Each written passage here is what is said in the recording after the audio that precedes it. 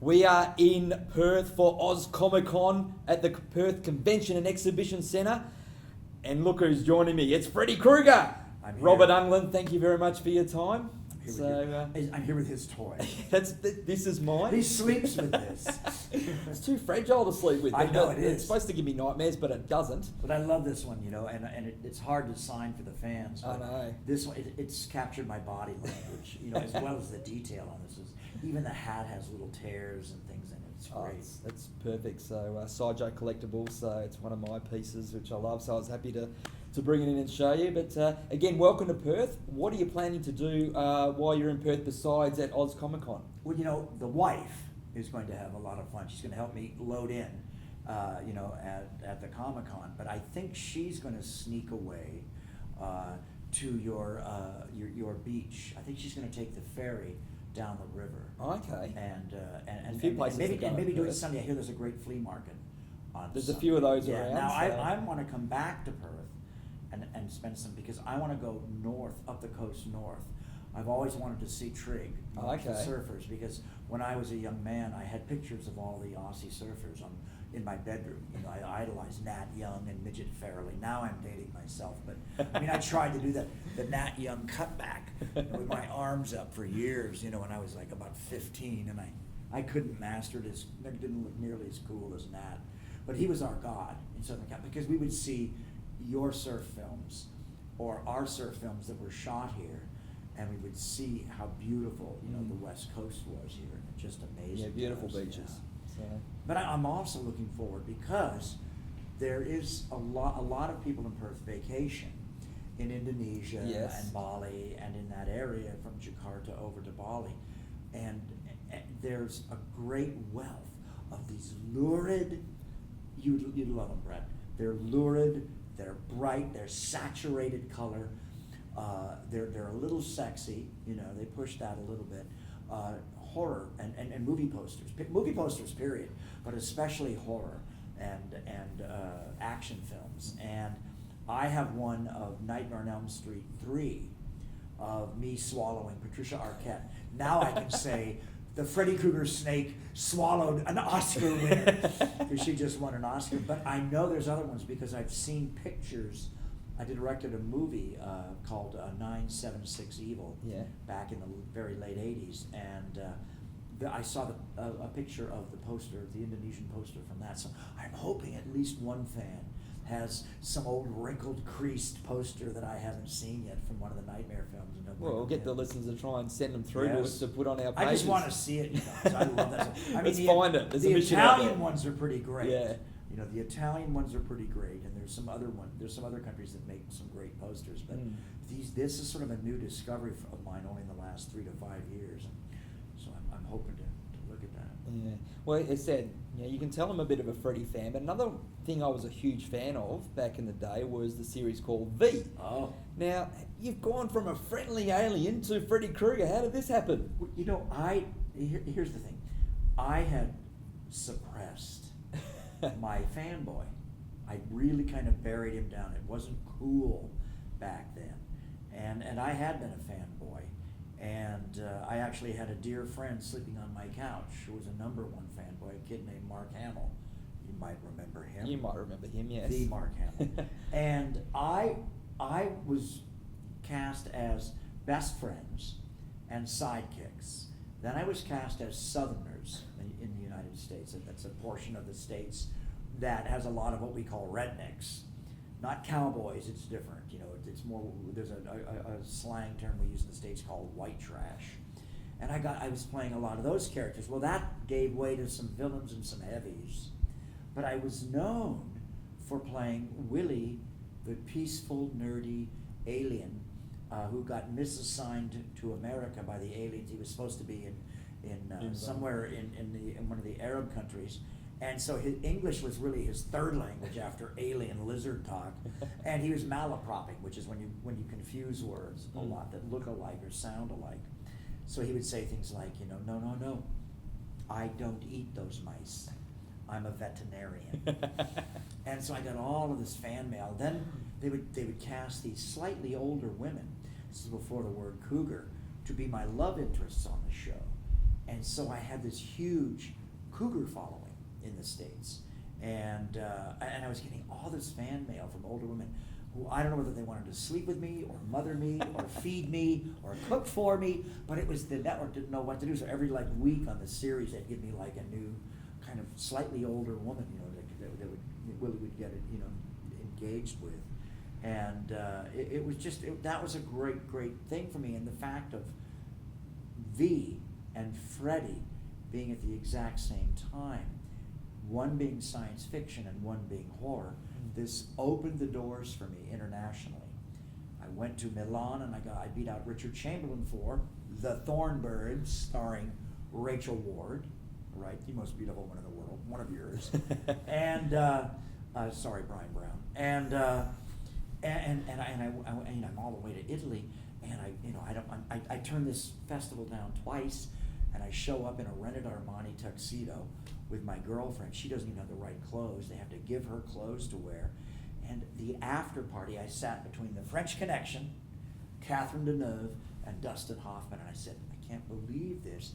And I was mobbed by the fans for Freddie, even though I was there for V, because the Jungle Drums had been beating internationally already for this down and dirty little horror movie. And in that moment of time, strangely enough, it was mostly European heavy metal fans and what we call affectionately speed metal, and that's speed like fast, not speed like the drug, just really fast metal. A lot of exponents of that. A lot of the guys in America that were fans of mine went on to be in bands like Metallica. Yeah. Yeah. Wow. When you got into, I felt watching Nightmare on Elm Street series, as the movies went on, you seemed to be having more fun playing the character.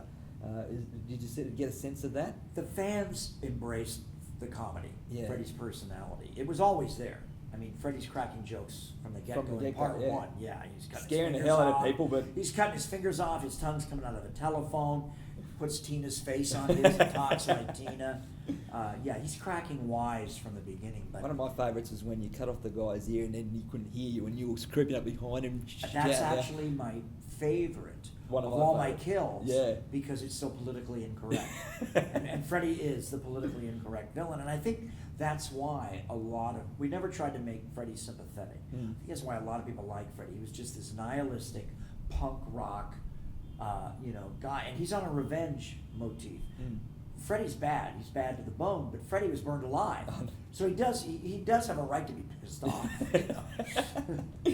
When it came along to Freddie versus Jason, was that something you always wanted to do a film starring with Jason Voorhees as a character? And of course, you're in Perth with Ken to do the Freddie versus Jason experience. I didn't always want to do it, Brett. I'll be honest with you. Yeah. But I'll tell you the truth.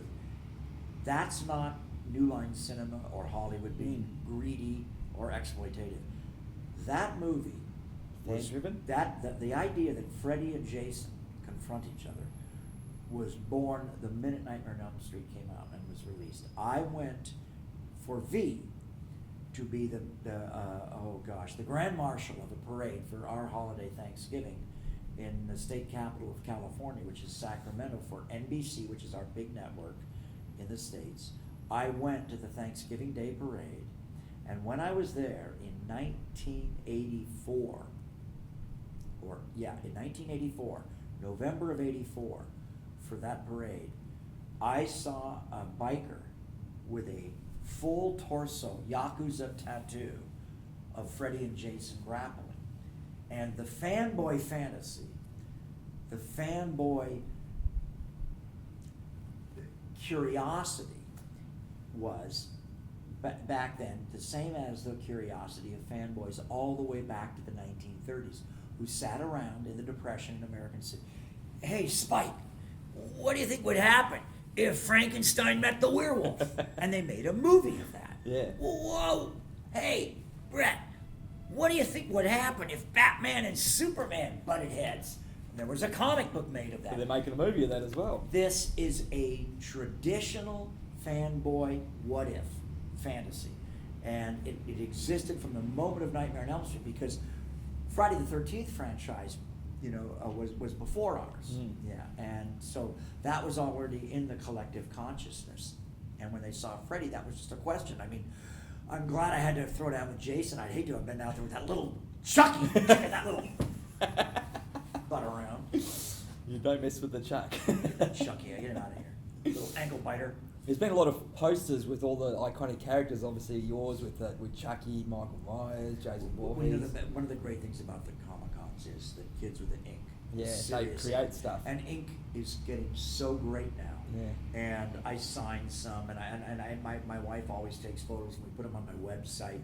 We have a whole gallery of Freddie tattoos. But I saw a kid that had one arm, and I love it because he's young, and I love young people that aren't afraid of the past. And this whole left arm was done in a soft focus, sepia, black and white, kind of chocolatey almost. And it was Boris Karloff's Frankenstein, Lon Chaney's Phantom of the Opera, Bela Lugosi's Dracula, and Lon Chaney's Wolfman. And then on this arm, it was Jason Voorhees, Freddy Krueger, Michael Myers, and Pinhead, all in Technicolor. I was expecting So to say this Chucky. sleeve was all Technicolor. Wow. And beautifully rendered. And this arm was all the old school black and white. And I just thought, go for it. If you're a fan and you like it, and do it right. But it was just so beautiful. Mm. And I've seen recently a lot of kind of anime and kind of cute. I mean, and I've seen this thing where the cultures mash up, like DJs do now with music and sampling, and they mash that up. And I've seen Freddy Krueger Elmos from Sesame Street, and I've got one at home. Somebody sent me a phenomenal, the little minions from Despicable Me, a minion Freddy Krueger. And it's phenomenal, and the most hardcore one, because I always tease kids when they come trick-or-treating at my house for Halloween. I say, this is a holiday about monsters and horror and scary things. I don't want any princesses from Frozen asking Freddy for candy. And so one of my lines is, I yell out again, "No My Little Ponies allowed here." Well, somebody brought me a Freddy Krueger My Little Pony, and I have it in my office. It's very cool. That's brilliant. Tell us about the spin-off series, Freddy's Nightmares. I've seen all the episodes, but how did they approach you about doing that? I was exhausted. Yeah. But there was two reasons I said yes to that. One was I got my DGA card. I got in the union in Hollywood to be a director. I was already directing, but I got to be a union director, and I directed 3 or 4 episodes. I'm proud of the show now in hindsight. We introduced great actors, Mariska Hargitay, who I'd starred with in a series in 1986 with Blair Underwood and Brad Pitt. We had wonderful directors on that show, Toby Hooper, great directors on that series. Lori, the girl from Tank Girl, wonderful, and Lori League of Petty. Our Own. Yeah. Lori Petty, and I had such a crush on her. I think she broke her ankle on that show. Point Break. We had terrific casts, and old school people. The original guy from Bye Bye Birdie that played Elvis You go through the Presley. cast and you find, he turned out to be we them. were lied to. Now, I don't know if you have the same situation here down under, but we were lied to. They told us that we were going to be on at 11 o'clock at night, which means you can be a little nastier, a little sexier, a little more violent. It's not like, we don't have to worry about the ratings for the kids. But in the Midwest, which we call our Bible Belt, in America, and I don't mean that mean, it's just they put us on at 6 o'clock at night. But early. See. But I got to direct, and here's the other thing. A lot of that crew was my crew from Nightmare on Elm Street Part 4 with Rennie Harlan. A really good, that was sort of the MTV. And that movie really holds up. Nightmare 4 is my favorite performance of mine as Freddy. And so that crew had been around for a while. They'd been around at least since Part 2, some from Part 1. They were all friends of mine by now. And by going from that movie into the series, all those young people made enough money to have kids, to buy a house, because you just went from one to the other. So by the end of the 40 episodes or so that we shot, all of my crew, and we were dead on our feet, working, because we'd done Nightmare on Elm Street Part 4 first. We went right into the series.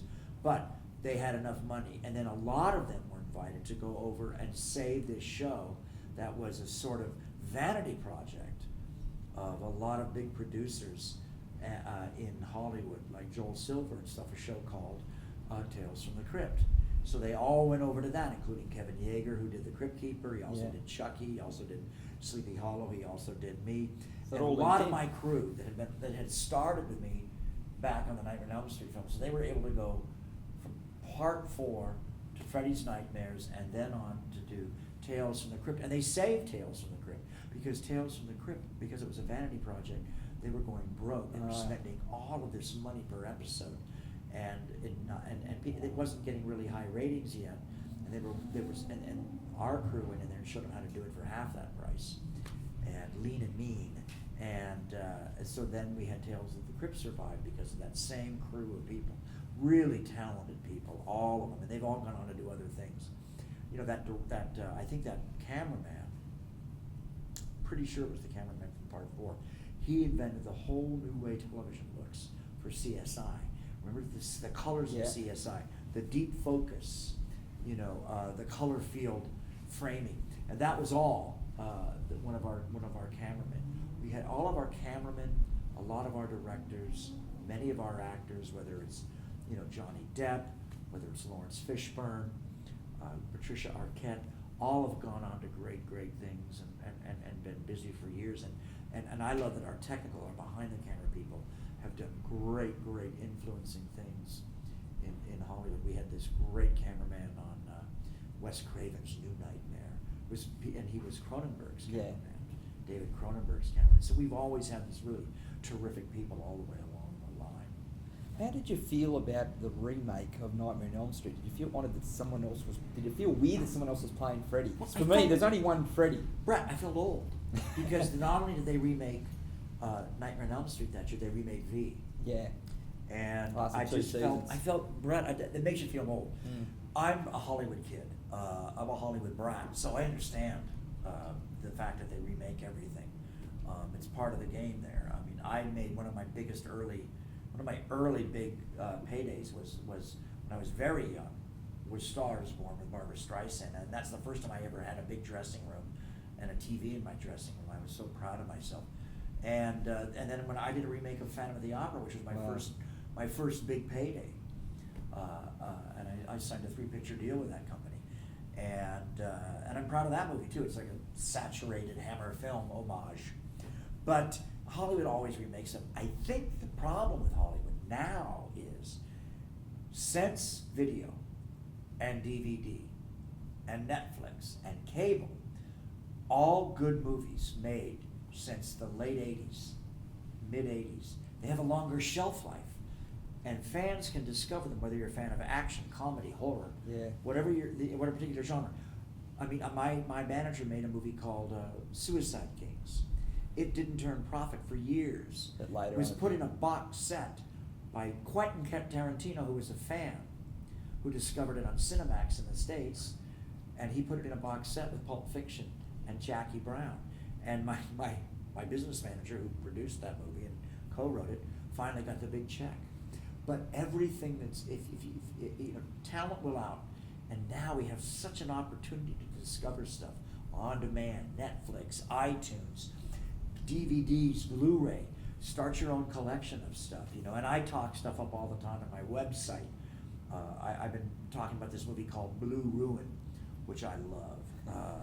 It reminds me a lot of great little low-budget Australian films. Yeah. It's a great little film in the tradition of Don Siegel, kind of, and a little bit of Peckinpah. Yeah.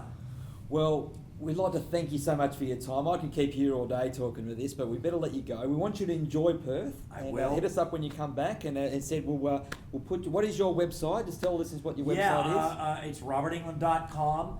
If you don't want to go to it immediately, don't worry, because I'm revamping it right now. It's going to come out great. I've got great people helping with me. And check out The Last Showing. It's my new movie out, and I'm really proud of it. Best work I've done in years. Well, we'll see you over at Oz Comic Con over the weekend at the Perth Convention and Exhibition Centre, and then next week in Adelaide. Adelaide. You'll enjoy Perth more, but don't worry, Adelaide, you'll love Freddie Freddie. in the wine country. Thank you very much, sir. Thanks, Brett.